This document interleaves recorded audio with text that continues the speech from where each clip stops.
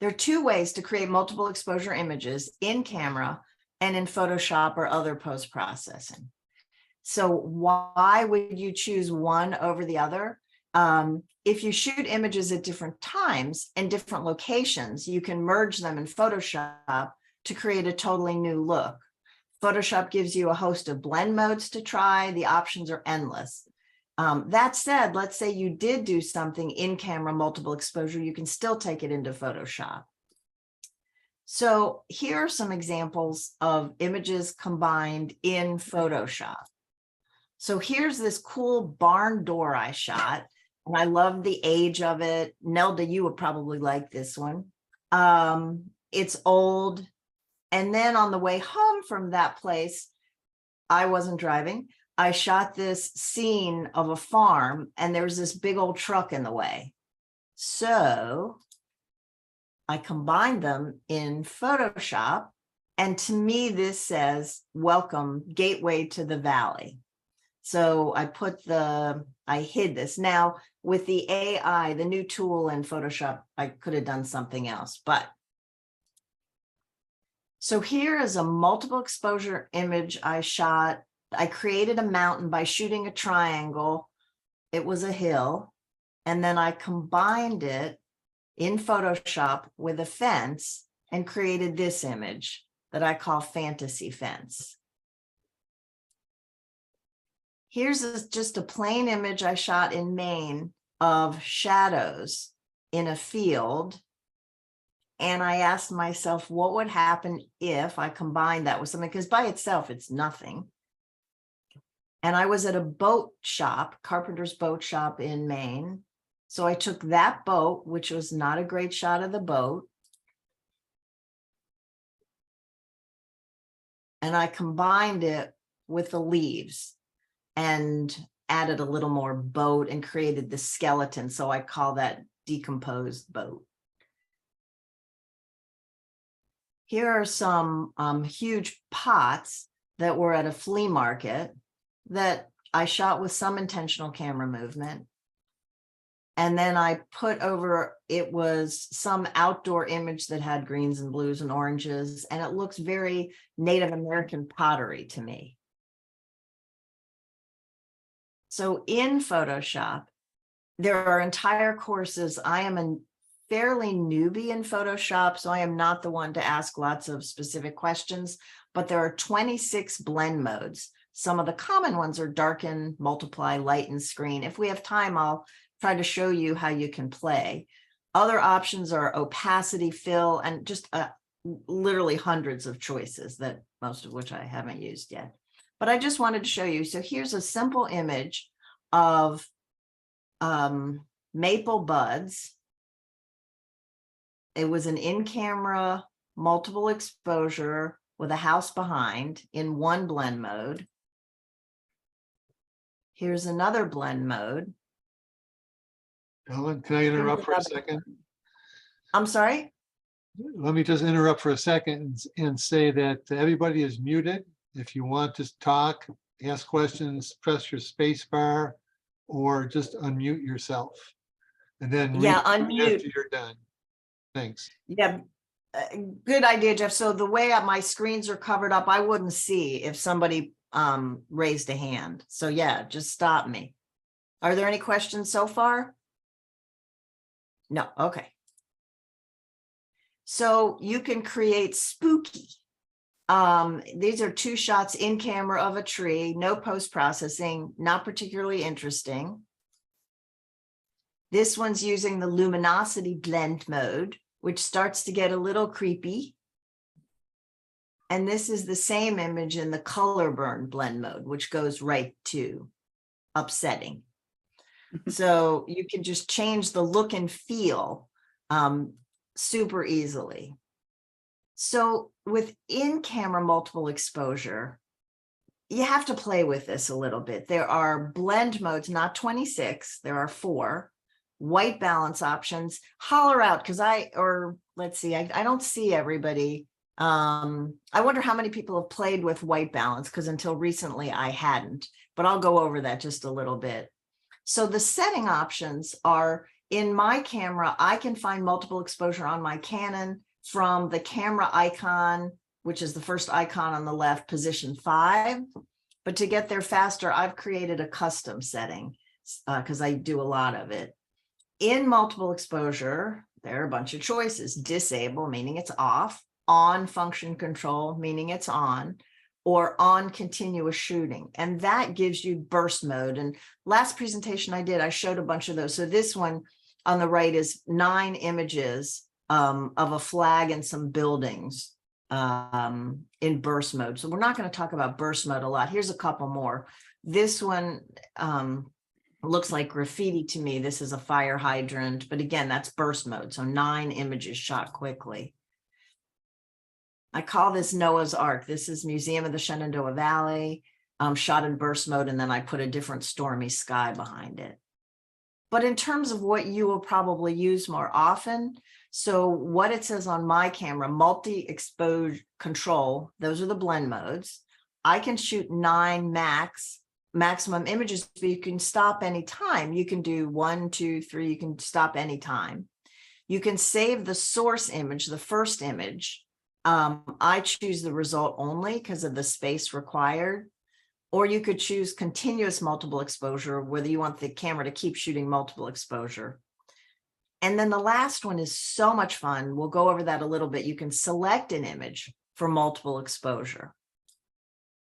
So the blend modes in the camera versus in Photoshop are average, which I have used almost not at all. Additive, which I just saw a webinar about, that keeps adding light, so you have to shoot underexposed or the image will be blown out. They recommended 3 stops down.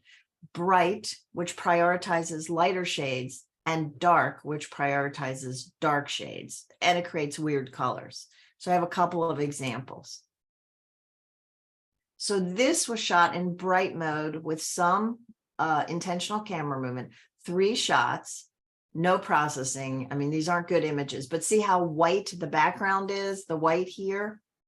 So compare that to, I shot essentially the same thing in dark mode, 3 shots in camera, same basic image, and it prioritizes the dark, and the colors are just weird, surreal, which I love. You can create a pencil sketch look. This is just 2 images shot in camera. And then you got all the white balance options, auto white balance, and then all the ranges of Kelvin. If you want to really change, tungsten adds blue, Kelvin adds warmth. So this is a series of 3 shots. The first 2 were shot in cloudy white balance, and I wanted to see what would happen if I warmed it up. So I shot the 3rd shot in Kelvin, and so that warmed it up. Again, no post-processing, it just is. This was using the Kelvin, so warm golden tones. This is dark mode, so same image, but I changed it to dark mode. So why would you choose another image to start a new series? So let's say you have this shot 1 is this basic boring image of a moon and trees. And you go, well, what else can I do with that? So you can layer, shoot the moon again, but move it around. It's again, not fascinating image, but it's fun. You begin to see that there's potential. You can create texture with an initial shot and pull that in, and then I shot some roof lines just while I was waiting for somebody, but it adds texture. This is 3 images combined: sunlight on a birch tree, clouds behind the trees, and a fence, all shot in additive mode. Additive's brand new to me, so it's underexposed. Again, not a great shot, but I chose that as the base image and I changed it to Kelvin. So it became browner, more gold. I used the same image and added another shot in tungsten to make it bluer. So I find this terribly fun. Some of you will hate it and think it's not worth it, and some of you will like it. So here's a series I shot at daybreak. Again, no post-processing, just to show the fun of trying. not finished images. By the way, within camera, you can always delete the last shot you took before you proceed. Once you proceed, you can't go back. So I was waiting for someone at daybreak and the light started to come in the sky. So that was image 1. Then there was more light and I moved the camera around. And I created another layer and another layer and another layer. So it's just fun if you like that kind of thing. If you like realistic imagery, this is not. So are there any questions before I show more finished images? No? Look Okay. great. Just to let you know, they look wonderful. Oh, thanks. I mean, you can get hooked on this and it's very dangerous because there's no end to what you can do. So here's some more finished images. So this is my gallery on my website called Celestial Light. And this is multiple exposure in Photoshop. So I shot the crescent moon one time and this other thing another time. So I combine them in Photoshop. This is in camera. So again, a series where you can see I moved the camera up and moved it across at daybreak. This is in my gallery called Whimsy because you can have so much fun. So see that very cute spider? He was not so cute until I combined him in Photoshop with something else. This was not done in camera. And it created all those great colors. This one, I think I called Moon Cheese or Moon Lake. And so that is a round object, which happens to be a car headlight, combined with trees. And this gallery is called Abstract Play. This is a carpet I call Stepping into Light. That's multiple exposure in camera. And this is multiple exposure in camera I call Falling Apart. So let's see. I was going to try to go into Photoshop as I had promised. Let's see if I can do that. Let me stop share for a minute. Okay.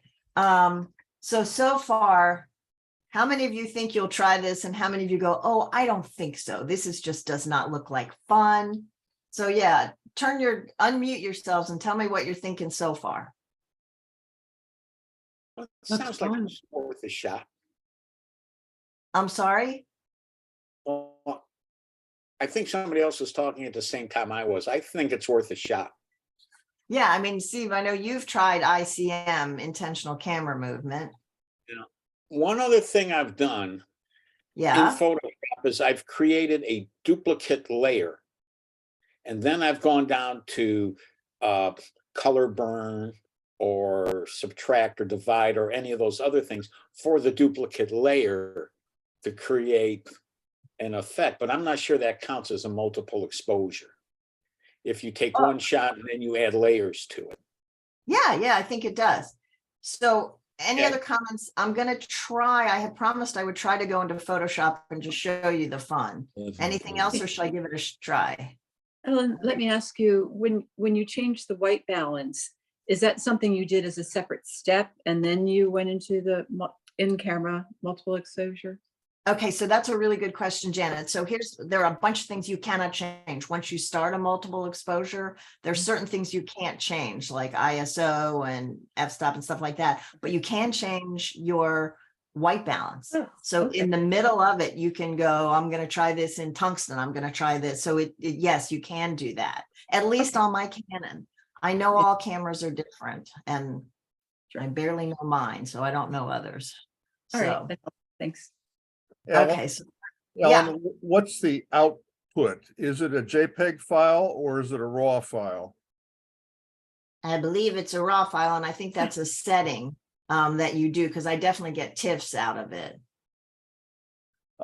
Now, I was sort of looking at the Nikon manual for my camera, and it looked like there might be two different ways of doing it.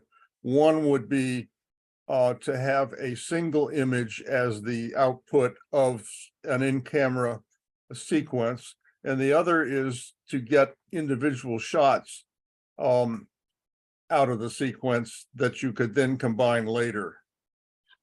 Right. And some people do that. There's one person in one of these groups I'm in, and he saves every shot.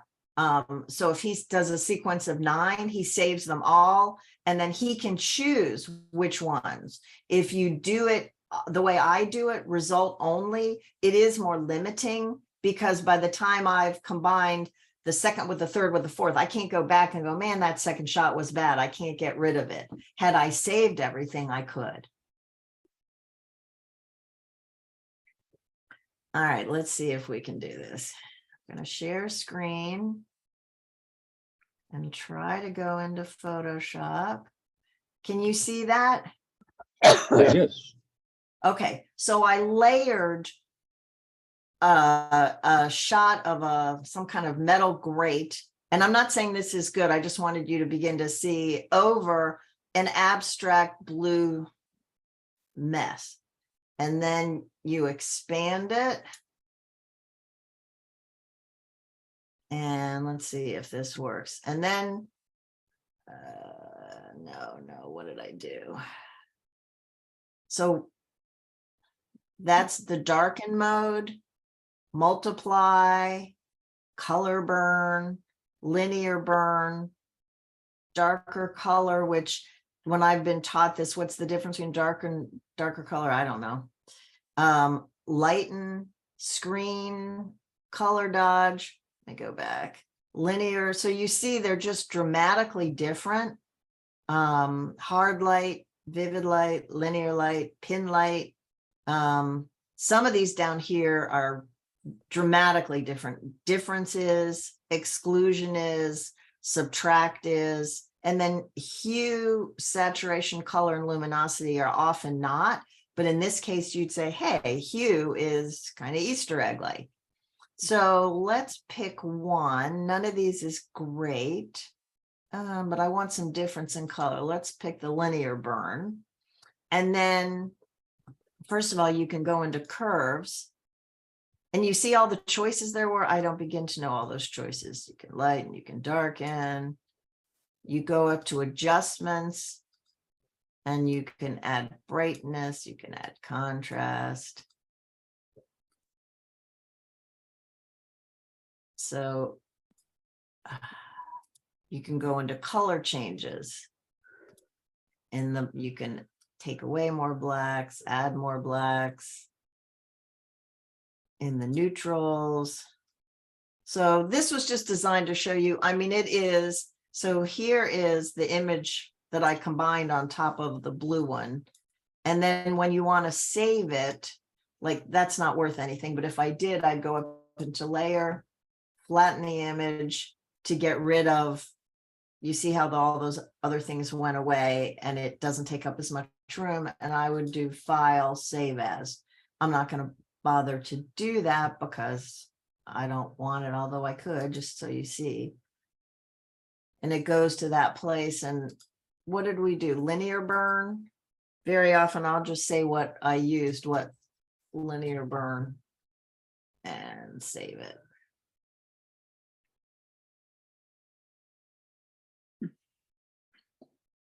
So let me let it finish saving.